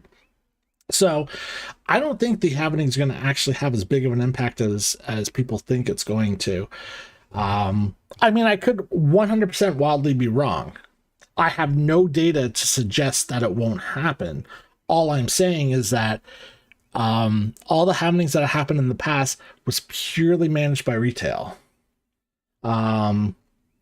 So we'll have to see what happens when institutional money gets involved. Plus, we also have no idea what cryptocurrency is going to look like in 2 years. We don't know if stables are going to completely shift away from the US dollar. We don't know if countries are going to start really laying the hammer down on crypto. And we don't know if countries are going to start really embracing it, and it actually becomes an alternative currency on top of country fiats, but it's widely accepted by the world. Like, we don't know what we're going to see. As I said, it's like going to be such a fundamental shift in the next couple of years. So anything could happen. All right.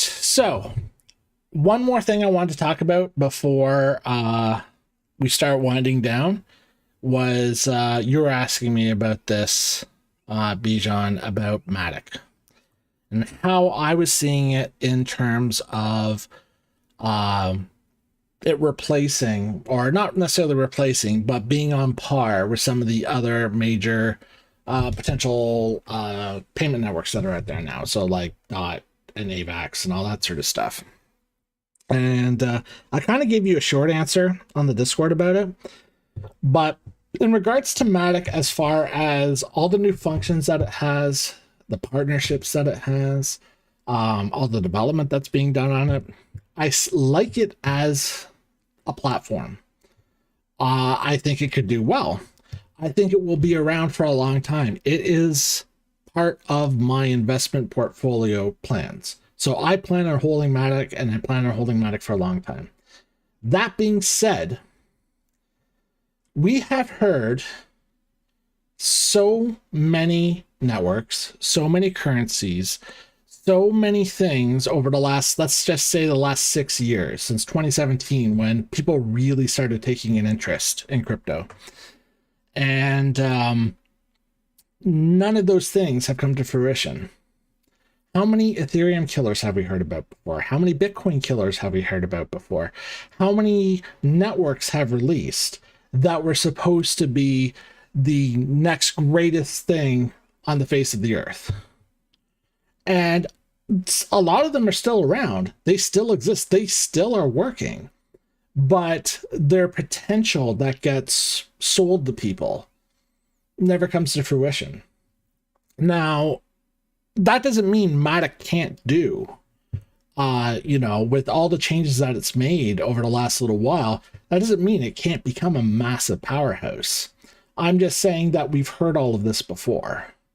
So I would not be taking a second mortgage on the house and dumping it all into Matic.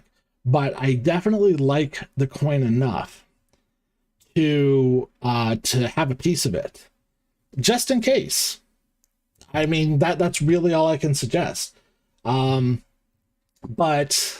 I don't see, I have to admit, in the last couple of years, I have actually really moved away from trying to find the diamond in the rough in terms of cryptos. Like, basically, it's become more, if the currency is going to survive and it's actively traded and people care about it and it has a potential for growth, it's worth taking a shot in. At the very least, I should be able to make money on the next bull market, no matter, like if I bought DOT right now, I don't know if DOT's going to be an amazing network in the next 4 or 5 years.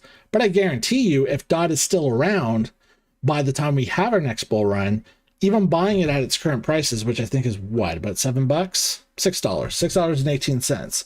If we wind up getting to a point and it, a bull run would be way past $10. But even when we get up there, that's like that's like a 60% increase. That's still good money. And DOT has enough momentum that it can pull that off. So I'm perfectly fine with investing in DOT. I like the platform as well, and it has potential. I just don't know if it's going to be amazing. I mean, just as a case in point, take a look at Dash. Dash in 2017 was supposed to be Bitcoin's replacement. It was one of the first, I'm not sure if it was the first, but it was close to it. One of the first that ever offered a proof of stake reward system. And it was used for a lot of payments. And you had to put in a ridiculous sum of money because of how valuable it got to be able to have a validator node that would allow you to basically have a proof of stake earning on stuff. And just to kind of give you an idea, so this like, when we go back, and I mean way back,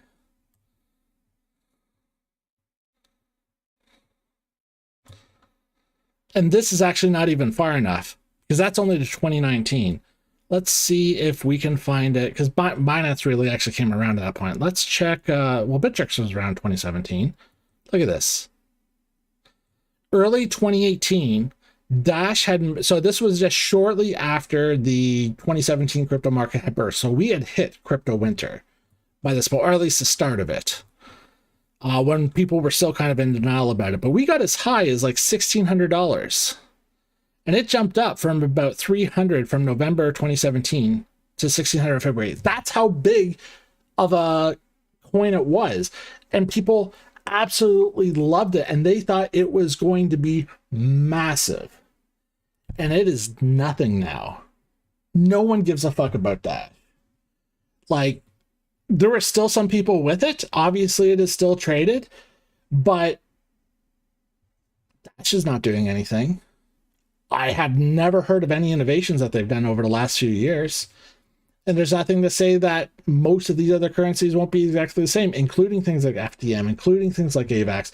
Hell, AVAX and Sol were popular for a while, especially like Sol during, Sol during time and AVAX during, I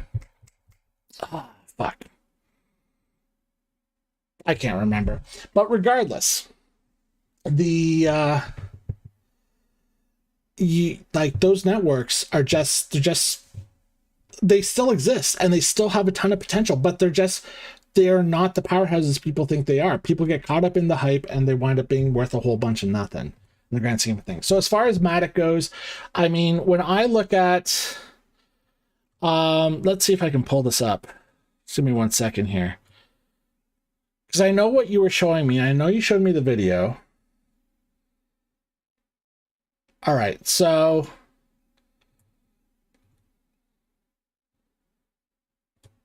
we saw this, right? This was the list of the top partnerships for Polygon. AVAX was during time. All right, thank you. Yeah, so at this point, all the networks are just kind of mingling together. I remember Glimmer was a bit, like Moon River was a big thing too. Even BSC, no one gives a fuck about BSC anymore. So, but anyways, you guys get my point. So when we talk about Matic, there's all these wonderful partnerships. Like, look at all these wonderful brand names. You got DraftKings, you got JP Morgan, you got Nike, Reddit, Walt Disney, Adidas, Starbucks, all those things. But look at what they all are. NFT, NFT, NFT, NFT, NFT, NFT, NFT. These are not partnerships, as far as I'm concerned. Correct me if I'm wrong. This is just, hey, let's build an NFT for whatever marketing purpose that we want. And whoever happened to work at each of these companies said, you know what? Sure. And fuck it. We'll just throw it on Polygon. We'll just run it on their network. It doesn't matter which network that they use. It's just that's the one they decided to use. But you know who gives a shit about NFTs anymore? No one. Like I can think of like 2 people who might give a fuck about NFTs now. No one does. And so most of these names mean dick all in the grand scheme of things, because they could just as easily build this on any of the other platforms that are capable of handling NFTs. And the only thing that's even remotely of interest here is Stripe having a Web3 payment system. I actually don't know anything about what Stripe has done with Polygon, but my guess is that they actually haven't done anything yet. It might just be something that's in the works. I could be wrong, but I don't know anything about what Stripe has done. That's the only thing on that list that even remotely looks interesting to me. But another thing Matic is doing, Matic has they have a little bit of a foothold, not a big one because it's still very early on, but they do have the possibility of becoming the go-to network for tokenization of businesses, like of assets and stuff like that. There's already been some test pilots on their network, and if that was to happen, that would make Matic a massive powerhouse. Could you imagine the New York Stock Exchange running off the Matic network? off of Polygon. Chances of that happening probably incredibly slim. It'd probably be more over-the-counter type of stuff, or maybe it would be deed management, like personal property kind of stuff. I don't know what it would look like, but again, it's just because it has the possibility doesn't mean it's going to happen. They could do that on many other networks too. So at the end of the day, we haven't seen which one is going to be the front runner. And when the bull market hits, there will probably be another dozen or so platforms that come out that far exceed the ones that we currently have. That will be the next possibly amazing things that still all do a whole bunch of fuck all. So again, as I said, Matic, I think, is good enough to put some skin in the game. I just want to bet the farm on it. That's just how I'm seeing stuff at this point. Yeah, that's really all I have to say about it. As far as pricing of it goes, where is it on here? Matic. So, I mean, it has had its ups and its downs. It's a fair distance off from its all-time high. But I mean, like, if I was looking for an entry, the fuck?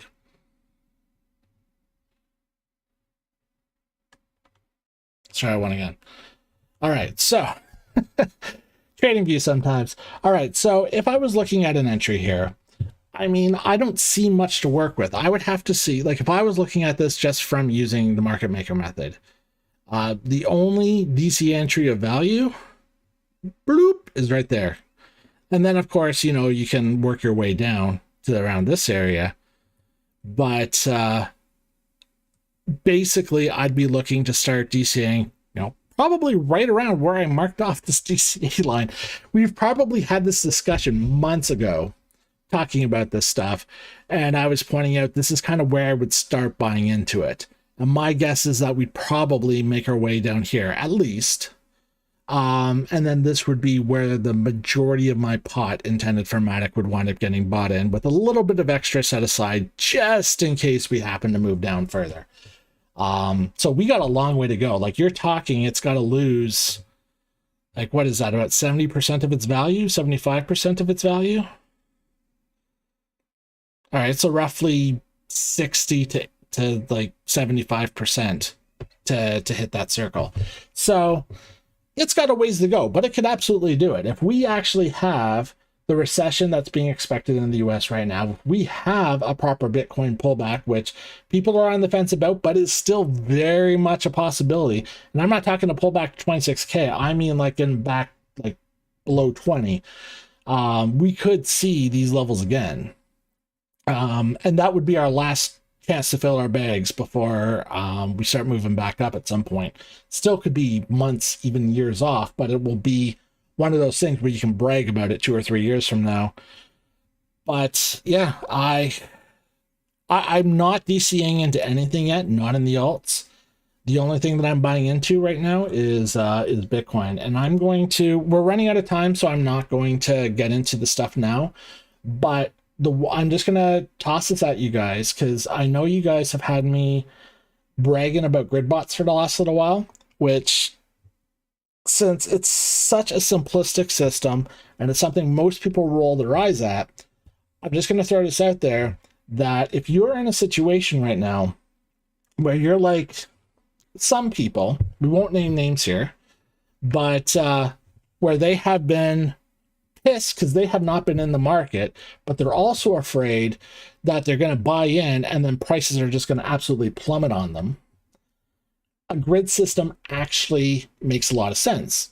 And I'm just going to show you what I did today. So I went and I picked up a grid, and it's for a $10,000 investment of BTC. Now, that's not, I bought $10,000 worth of BTC. This is actually on a demo account because I don't want to get in at this level. So this was just more for showcasing purposes. But it only bought about 4,200 worth of BTC. But the entire concept around it was, it bought in around I think it was about 28.3. So it would have been, it was before this push up this morning. So it would have been probably right around here. And it bought about $4,200 worth of Bitcoin, and I had set it so that its range was between 20,500, which when I look at the bigger picture here, was what I was seeing as a potential pullback for the Rise 3 for the daily, all right, which we spoke about at the beginning of the stream. So basically, you know, we're about here, and I'm like, if we're going to have a big move down, my expectations are, you know, we're going to likely hit around this area, which I spoke about before. We could potentially get as far down as to about here. We could potentially get even lower. I don't know. But I also don't want to be buying my entire 10,000 pot up here and then having price drop down to 20K, and then I feel like a total dirtbag because I've now just lost half my money that I had in there. So what the grid system will do is it bought enough so that, because I think my exit was 34,000. Let me double check this. Yeah, 34,000. So the expectation is if Bitcoin moves up at this point, the stuff I bought in here, I'm going to profit all the way up.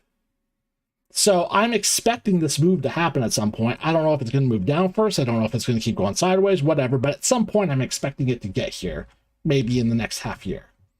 So I bought in, and when it gets to that point, I completely cash everything out, and I'm happy. At least for this investment, I've got like recurring buys of Bitcoin on the side for long term. But if it moves down, it just DCAs every, I think it's like 1.5% or so. So by the time, if we get down to the $20,000 mark, my average buy-in will probably be somewhere in the ballpark of about 23.5 by the time it's spent all its money. Like it would have bought its last piece down here, but that would be like the average buy-in. But at the same time, as Bitcoin is moving up, Bitcoin's moving down and stuff, it is actually selling bits and pieces of the Bitcoin and profiting the entire time. Just from today, it did 3 sales of the Bitcoin because we had moves up. Now, granted, this was only about a 3% rise. So when you're talking, you know, it's selling about every 1.2%, it only sold 3 of them. And I think the profit was $12, which on a $10,000 pot is virtually nothing. But at the end of the day, that's $12 now that if price returns right back to where I bought in from, I still have the same amount of Bitcoin I started with, but I'm also up $12. So now if we have a big drop and then we have another spike up and then we have another drop, all that time I'm making more cash money while still holding my Bitcoin position. And if Bitcoin hits the top levels that I'm expecting, then I don't make as much as if I just held $10,000 worth of spot at 27.9 or 28.3. That's obvious, but I'll still made a sizable amount of profit. And if it dips down on me, I'm DCAing all the way down, so my position is about as protected as it possibly can. And if the market starts recovering, I'm starting to profit off that again. So the whole point of this is that this might be an option for people who are very much on the fence. And I mean, as it stands, the worst case scenario, let's say Bitcoin absolutely plummets. All right. My worst case scenario is I now have $10,000 that I've spent on Bitcoin that averages about $23,000 and change in its DCA value. So price gets down to like, say, about 19,400 or so, right? So I'll have whatever the Bitcoin equivalent is from all this purchasing, and I'm now holding a bag waiting for a long-term rally, and I'm long-term bullish on Bitcoin. That $10,000 would not be my entire pot anyways. So I could turn around and put in another $5,000 to DCA down all this stuff. And this Bitcoin just kind of sits around and waits for the prices to eventually come back up. And then this is DCAing and buying even more of my bag. Like, this may have only been 20% of my Bitcoin allocated pot. And this might be 40% of my Bitcoin allocated pot. And then we get down to about that 15K. Then the bull market starts. This all makes money. Then this all makes money on me. And I've been in the game the entire time. And I haven't missed anything. Yes, I'm not going to be able to clip the exact bottom. And yes, I'm not going to maximize profits on the top, but I will make money and I will not be out of the game. And of course, if at any point in time things shift, I can always adjust my position. So I will get into this further on the Discord, and I'll try to kind of give you guys a better idea of how to potentially work with this. But I am seeing this as a much better way of managing these long-term investments, especially when we're in this kind of state, because we have such long terms of consolidation where we just don't know what to do. This will work way better on alts than on Bitcoin. I just wouldn't recommend doing it on alts right now, not unless, like, as I said, alts are working really weird right now. So we're seeing a lot less value in them. So I think they're going to continue to drop. So they're something that you would want to plan for, but not necessarily execute right away. Bitcoin, on the other hand, you know, there's a lot of room to make money right now. Okay. I've got about 5 more minutes before I have to end. Is there any situation that would convince me the bottom is in? Yes, absolutely. All right. I'm going to remove all of this because I've doodled so much crap. Okay. So I've already explained to you guys that on the daily charts, I've seen 2 level rises, right? We had our W down here. We had our rise level 1. We had our pullback. We had rise level 2. And I'm expecting at some point rise level 3 to happen. All right. So there's a few scenarios that can play out when this all occurs. So if rise level 3, like say we get our pullback to say 26 and we go up to the 34K range, and this is rise level 3. All right. So at this point, 2 things can happen. The first is we dick around here for a little while, we form our M, and that becomes a reversal, and we actually start our long-term downtrend. And this will be the last big-ass move before what likely will be a bull market. Okay. Now, this is not a short time frame. I drew it over a really short time frame, but I mean, you look at this. This started, like, technically we formed the W over the course of 2 months, like basically after FTX. And we waited till mid-January, and then we started this uptrend. So you're talking possibly, once we hit here, 5 or 6 months before we see the completion of wherever this is going to wind up. Now, depending on how this price action functions, we could wind up getting back down to, say, about 22,000. Like maybe that would be like a level 1. We'd do like a pullback. We'd come down. That might be a level 2. We do like a pullback. And then maybe level 3 gets down to about 17,000. So that would be, we've already hit the bottom, and this would be a confirmation, right? We would just basically bounce from here, and then we'd start going up again.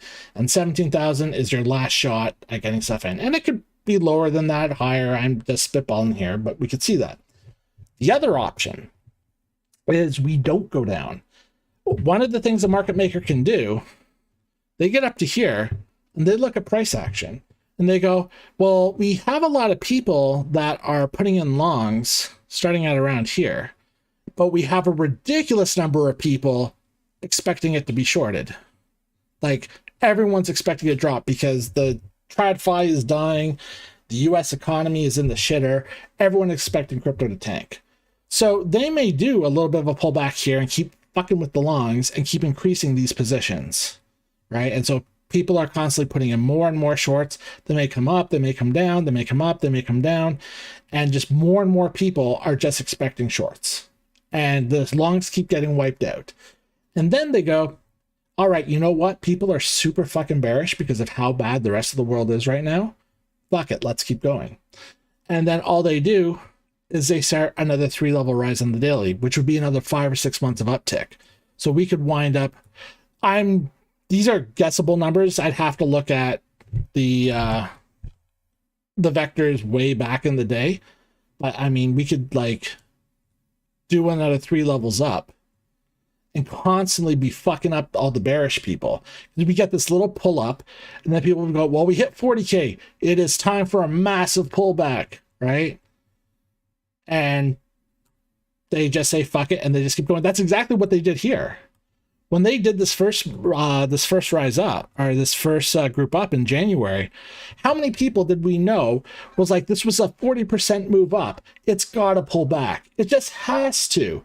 And then we had another push up, and it eventually did come down a little, and then it pushed up another 40%. There's no reason why they couldn't just repeat that. And then by the time it gets up here, everyone is screaming, bull market on. Let's just dump all our money into Bitcoin. It's at 50,000 now. We're going to start hitting our all-time high soon. Fucking let's just put a triple mortgage on the house, dump all our life savings into this, and then they start the next downturn and they just destroy everybody. That is very much a possibility too. So, but if that was to happen, you're talking, that's like a year and a half from now that they would do that reversal, which arguably this could be the next bull run. So it is possible we've had our bottom and we are starting to move up now. 100% it's possible. I think it's highly improbable, but it very much could happen. I hope that makes sense. Unfortunately, it's all guesswork. All we can do is once we hit the 34 or 32 to 34 range, we just have to see how the stars align. And from there, we can likely gauge where the next areas are going to go. The weekly charts, there's really not a lot of information right now to work this all out. I'd have to actually probably look on the spot charts. But when we look at this, there is the possibility, not confirmed as of yet, because we have not had a proper retest, but there is very much the possibility this has been a W, and this is the start of rise level 1 on the weekly. And the weekly we're talking is like a year long of a trend. So if they were to do the daily and then they do their pullback to around the 25, 26 mark, that's a retest of the weekly here. And then we could have another massive move up, and then this would be rise level 3 on the daily, but it's rise level 2 of the weekly. Or it might not even be rise 2, it might be rise level 1 still. Like this could all be rise 1 depending on how the price action plays itself out. At which point in time, then it is bull market. It is 100% go, because the weekly will basically, they could pull back to about 25K, but eventually it's going to go up further. And then this would be, you know, a daily downtrend, like the downtrend of the daily for like 3 to 6 months. And then this would be the next daily uptrend. That's how that would typically play out. So there is the possibility we've missed the bottom. Even if it comes back down into the sub 20 area, it is still possible we've missed the bottom. We just might get another nip close to it. It is also very possible this is not the bottom. This is a fake out, because we didn't have a proper stopping volume candle here. So there is very much the possibility we just come way down with the rest of the economy. 100% possible. And there's a lot of macroeconomics that would suggest that is a possibility. Like, I'm looking in that direction myself, but I have to realize that I can't wait for it, because there is just even as a chance that we don't go back down.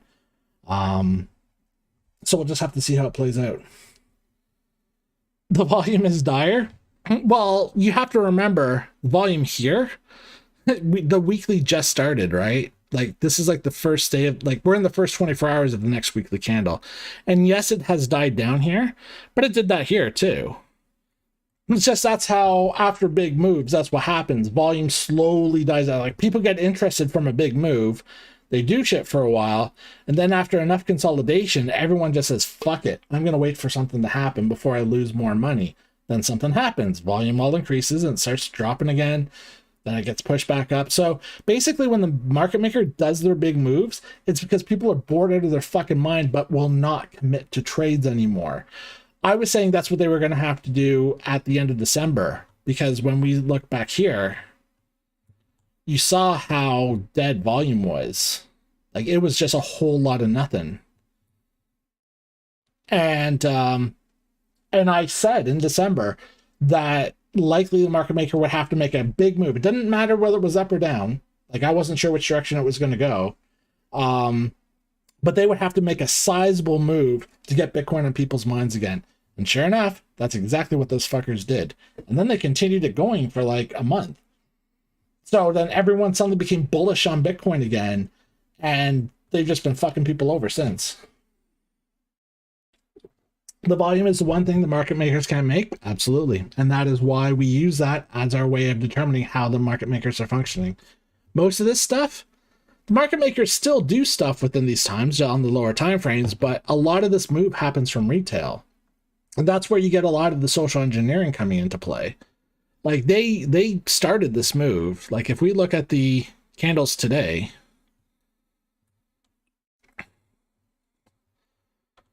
so we look at the candles today, 1 hour might be a little harder to spot. Look down. So they pushed it up to here, and then they slowed down the momentum. And this is all retail. Like they may be holding it in.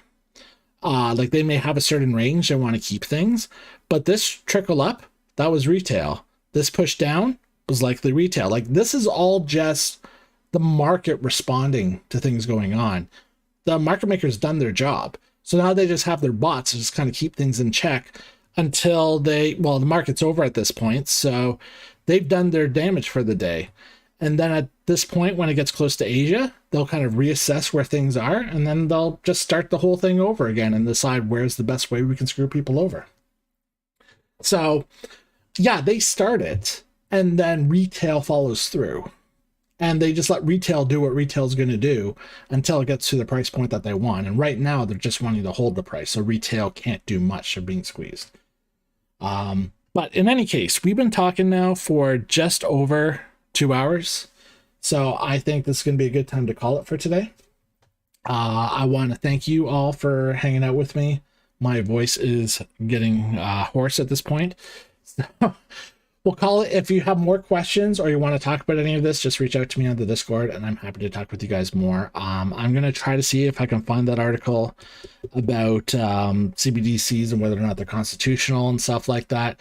And I am working on tutorials for the future stuff, or not the futures, the grid bot stuff, both with the spot and the future grid trading, because I think they're actually, at this current point in time with the way the markets are going, I actually am starting to think that might be the best way for me to put a lot of my pot into the market, because it is developing a significant amount of cash flow.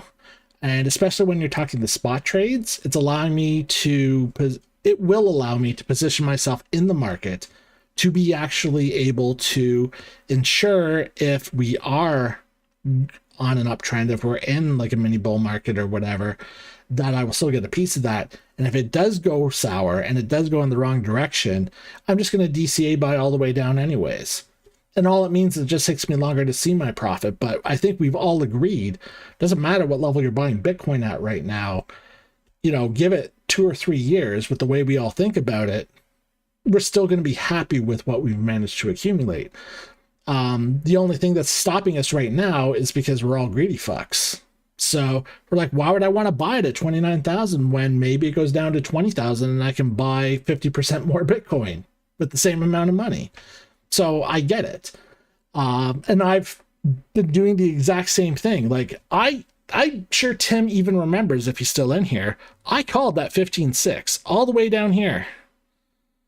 And that's not there. Where is it? Where are you? That's fuck. Maybe if I move to like a time frame that isn't a 15-minute one. But when after FTX, I actually spotted the 15.6 as being a potential bottom. And I mentioned it. I know I did. And I think if I did not get in on this, and I feel like shit because of it. And I think the only reason why it happened was because I bought into the FUD. And I think it wasn't even about FTX. I think it was about Binance. So I'd pulled most of my money off exchanges because I wasn't sure if there's going to be a cascade of failures at the time. So I pulled all my orders, which I think actually went all the way down to about 5,000 Bitcoin. But I had a lot of money sitting to buy into here. But then we had the drop. I didn't cash in on these parts. And then the market never came back down to that point. And then we just skyrocketed off in January. And I was waiting for it to come back down. So I missed out on a huge opportunity because I was a fucking idiot. But if I was running a grid, I wouldn't have cared because I know my investment would have been protected. So the only bad thing about grids is the fact that you can't keep the money in your personal wallet. It has to be run on an exchange. That's the only downside to it. So you can't put your entire pot into it. You have to balance it with, you know, your risk management of something happening with that exchange. But beyond that, it is a good way, in my opinion, to at least get some skin in the game and to hedge yourself against being wrong in the grand scheme of things.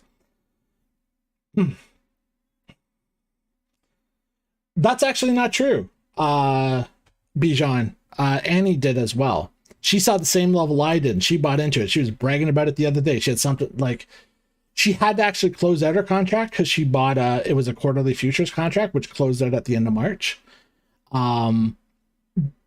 But I think she was something like 10,500% up.